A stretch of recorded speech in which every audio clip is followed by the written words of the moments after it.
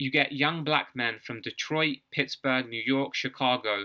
They're suddenly now speaking Arabic. They're going to Africa, wearing, shalwar kameez. They're putting African instruments in their music. There was a whole score of Ahmadi jazz musicians.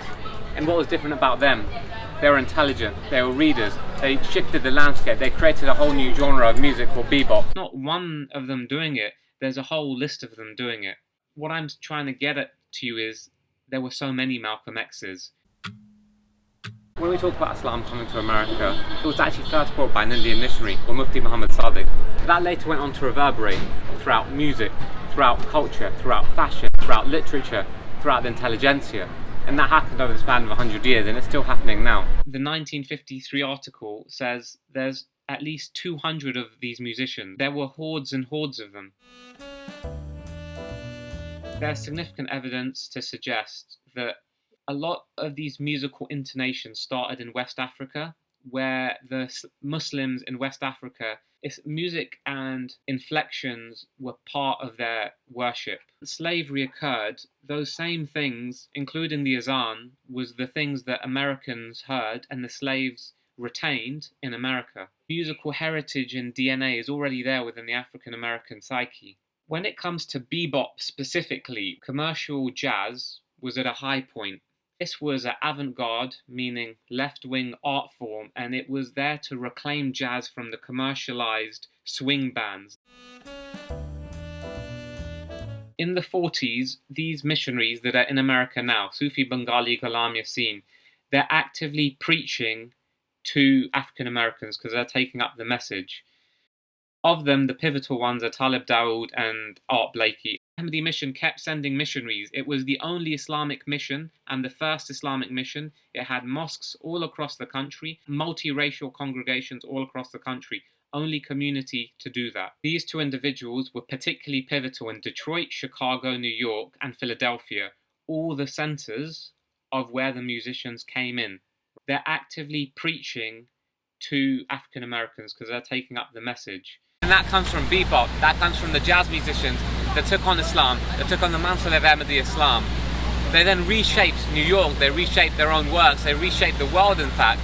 Bebop became transnational, international, maybe in a way jazz had not been just before. They now had new economic status.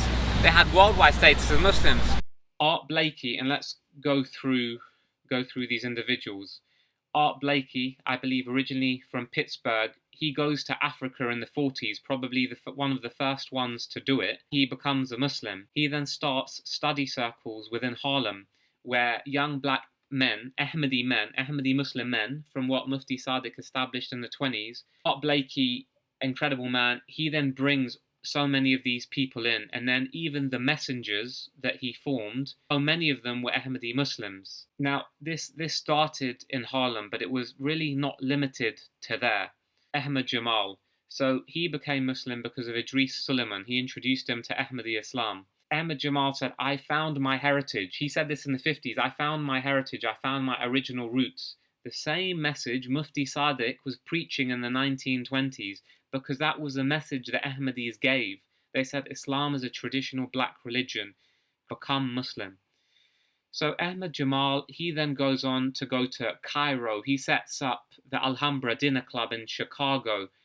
He makes the same journey Malcolm X makes, I believe in the same year, 1959. He's going to Cairo, he's going to Sudan. Ahmad Jamal, I think, made Hajj multiple times from Detroit. He converted via Talib Dowd. There are so many chapters to his life. Multi-instrumentalist, he lived in Africa, he taught there. He taught at Amherst in America, Grammy Award-winning artist, one of a kind. Now, particularly, Philadelphia is renowned for its jazz, and I want to talk about Talib Dowd. He became one of the largest pioneers and converters of Muslims in America. He left music altogether, and he was well accomplished in that field as well, playing with Duke Ellington. He then became a Muslim, an Ahmadi Muslim in fact. Now, why is he not talked about in the same breath as Malcolm X? I don't know, if I'm really honest with you. Perhaps clearly he didn't have the same fame, the same spectacular rhetoric that Malcolm did. Talib Dowd interacted with the Ahmadiyya Muslim community. He interacted with the Nation of Islam. He opened up a pro-black organization. He opened up a pro-Muslim organization of his own accord. He went to the Middle East, he went to Hajj, he went to Africa.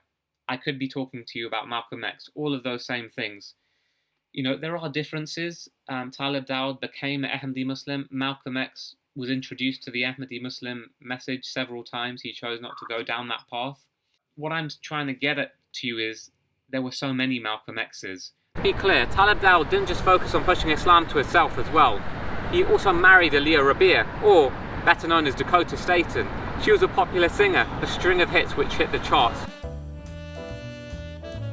Malcolm X, his first introduction to Islam was through the Ahmadi Muslims outside of prison.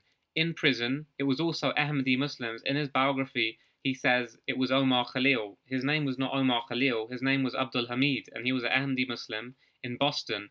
The people that taught Malcolm X how to, his Arabic prayers, and these things are coming out now. They've not really been looked at for 30 years.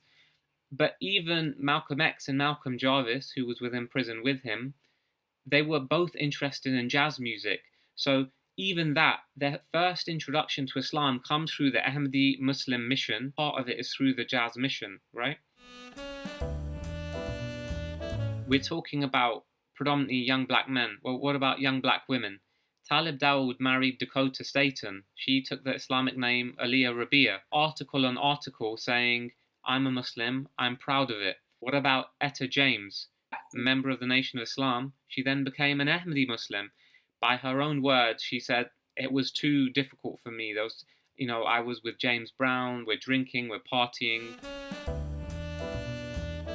The effect that Islam had on him, that is definitely plausible, and it's probably very likely too. And specifically what I can see, it was the Ahmadi jazz musicians that had that impact around him, from the circles that he hung around in. Well, McCoy Tyner and Coltrane were from Philadelphia, another center of the Ahmadi Muslim mission. Where does Bird come into all of this? He was a great saxophonist, that's for sure. He changed jazz and he created the Bebop movement.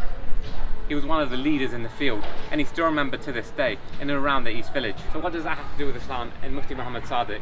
Well, Charlie Bird Parker, he actually joined the Ahmadi Muslim community, something that's not really known about. His ability to improvise within the jazz scene was unprecedented, and that's why he's still celebrated today. It looks like he did become Muslim, and it looks like it was probably towards the end of his life. I mean, Brent Turner said he took the name Saluda Hakim. I met someone that remembered interacting with Charlie Parker, and they said he loved listening to the Quran, and when he died, he was being taken care of by an Ahmadi Muslim. The thing that struck me is that he's got a whole road named after him, Charlie Parker Place, and this is his house, this is where he used to live.